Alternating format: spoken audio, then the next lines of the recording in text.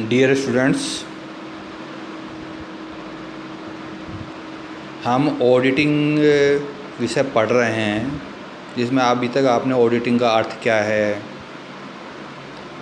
Auditing के different types कौन से प्रकार कौन कौन से हैं, विशेषकर हमने चालू अंकेक्षण पढ़ा है, सामयिक अंकेक्षण पढ़ा है।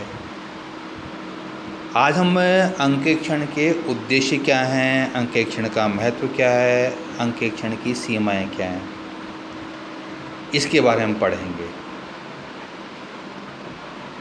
अंकेक्षण का मूल उद्देश्य यह है कि जो हमने अंतिम खाते बनाए हैं वह नियमानुसार बनाए गए हैं या नहीं, यह पता लगाना। दूसरा, वो अंतिम खाते सही स्थिति को बताते या नहीं, यह बताना। तो अंकेक्षण का मुख्य उद्देश्य ये पता लगाना है कि व्यवसाय के अंतिम खाते सही व नियमानुसार बनाए गए या नहीं। व्यावसायिक अंकेक्षण का उद्देश्य संस्था के लाभ हानि खाता सही लाभ हानि को बताता है या नहीं, संस्था का चिट्ठा आर्थिक स्थिति सही है उचित बताता है या नहीं, और सभी लेखा पुस्तकें नियमानुसार रखी गई है या नहीं। हम अंकेक्षण के जो उद्देश्य उनको दो भागों मुख्य रूप से बांटते हैं। एक मुख्य उद्देश्य है, मुख्य उद्देश्य है कि अंतिम खातों की सत्यता एवं शुद्धता की जांच करना, और इसके साथ कुछ जब मुख्य उद्देश्य के लिए काम करता अंकेक्षण करता उसके साथ कुछ सहायक उद्देश्य अपना पूरे हो जाते हैं। जो मुख्य उद्देश्य हमारा है अंतिम खातों की सत्यता एवं शुद्धता की जांच करना, इसके साथ साथ अंकेक्षण का सहायक उद्देश्यों में अशुद्धियों को पता लगाना। इन्हीं खाते बनाते समय हमारे एक संस्था के कर्मचारियों ने कोई सैद्धांतिक अशुद्धि की है, कोई गणितीय अशुद्धि की है, कोई क्षतिपूरक अशुद्धि की है, कोई दोहराव संबंधी अशुद्धि की है, ऐसी कोई भी अशुद्धि है उसके बारे में पता लगाना, ये अंकेक्षण का उद्देश्य है। इसके साथ साथ अंकेक्षण का उद्देश्य है कि कपट अथवा गबन को पता लगाना। आपको पहले भी बताया था, अशुद्धि का मतलब होता है कि कर्मचारी कार्य करते समय लापरवाही से या असावधानी के कारण से कुछ गलतियां करता है तो वह अशुद्धियाँ कहलाती हैं। उसके पीछे उसकी कोई योजना नहीं होती, मुझे गलती करनी है। स्वाभाविक रूप से काम करते समय टोटल गलत लग जाना, कोई एंट्री दोबारा लिखे जाना, ये या कोई सैद्धांतिक जानकारी नहीं है उसके कारण से गलती कर देना। लेकिन कपट अथवा गबन यह व्यवसाय के कर्मचारी जानबूझकर योजनाबद्ध तरीके से करते हैं।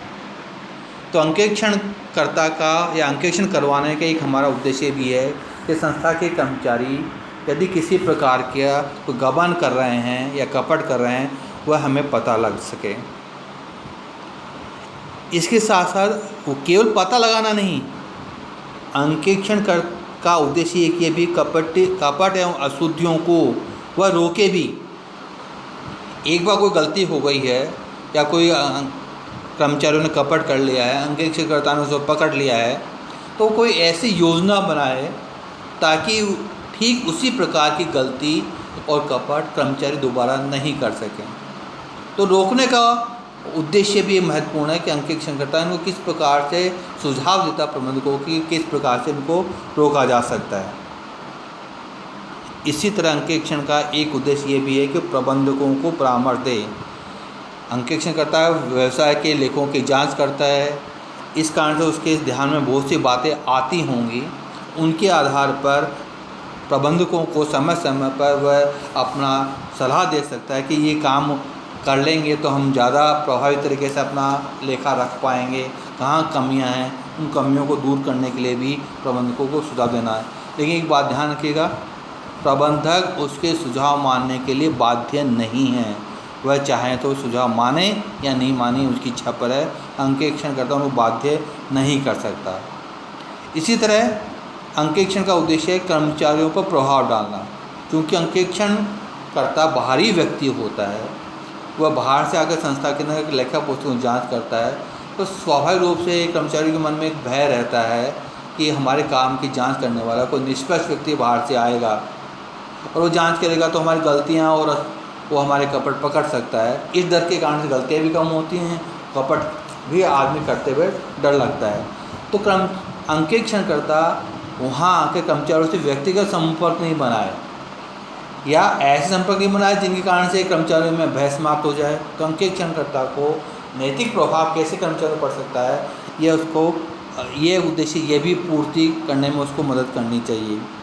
इसी तरह लास्ट के अंदर अंकेक्षणकर्ता को एक रिपोर्ट देनी होती है, रिपोर्ट देना या रिपोर्ट प्राप्त करना, यह अंकेक्षण का मुख्य उद्देश्य होता है, जिसमें अंकेक्षणकर्ता जांच करने के बाद में प्रबंधकों को या व्यवसाय के स्वामियों को अपनी रिपोर्ट देता है कि खाते उसकी जानकारी के अनुसार सही और सत्य है, यानी नियमानुसार बनाए गए हैं या नहीं।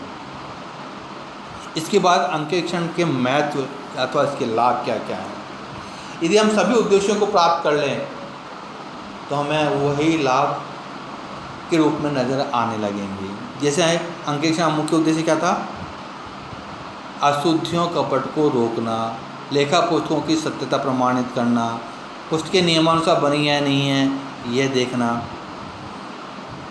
अब चूंकि अंकेक्षण मुख्य उद्देश्य लेखा पुस्तक सत्य तक पता करना है, तो पहला लाभ ये होता है हमको व्यवसाय की सही और उचित स्थिति का पता लगता है कि हमारे पास संपत्तियाँ कितनी हैं, हमारे पास दायित्व कितने हैं, लाभ हानि खाते में जो लाभ बताया गया है वही सही स्थिति बताता या नहीं है।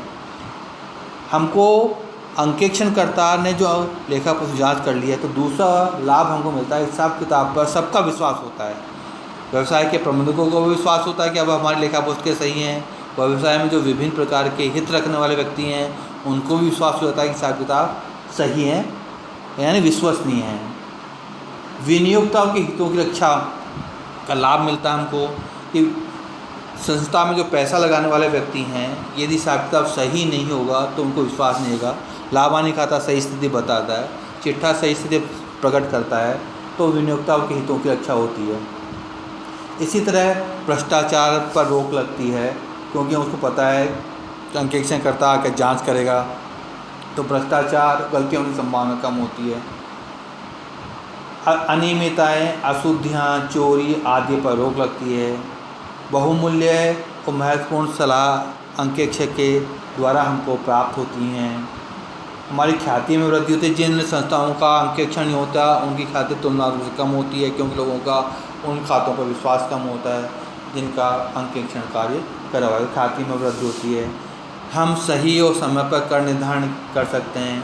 हम वित्तीय संस्थाओं से ऋण प्राप्त करने में हमको मिलती है, क्योंकि हमारे खाते सही हैं, विश्वसनीय हैं, इसे ऋण लेने में हमको कोई दिक्कत नहीं होती है। न्यायालय में प्रमाण के रूप में हम अपने खाते रख सकते हैं कि जांच किए हुए हैं या इनमें कोई गलतियां नहीं हैं। ये विभिन्न प्रकार के लाभ हमको अंकेक्षण यदि हमने करवाया तो हमको प्राप्त होंगे। लेकिन एक बात और ध्यान रखिएगा कि अंकेक्षण के लाभ यह सीमित हैं। इसका मतलब हमने एक बार अंकेक्षण करवा लिया है तो अब हमें कोई खतरा नहीं है। अंकेक्षण करवाने के बाद भी कुछ कमियां रह सकती हैं, इसलिए अंकेक्षणकर्ता हमेशा अपनी रिपोर्ट में कहता है मेरी राय में मुझे उपलब्ध कराई गई सूचनाओं के आधार पर तो कुछ गलतियां कमियां रह सकती हैं, उनके बारे में यानी अंकेक्षण की सीमाओं को भी हमको ध्यान में रखना चाहिए। तो अंकेक्षण कौन कौन सीमाएँ हैं? अंकेक्षण सीमा सबसे पहले है कि अंकेक्षणकर्ता कभी भी 100% शुद्धता की गारंटी नहीं देता कि अब मैंने जांच करती है कोई गलती नहीं है, ये मेरी गारंटी है। वह केवल इतना सा कहता है कि मेरी राय के अंतर्गत लेखा पुस्तकें सही स्थिति को प्रकट करती हैं।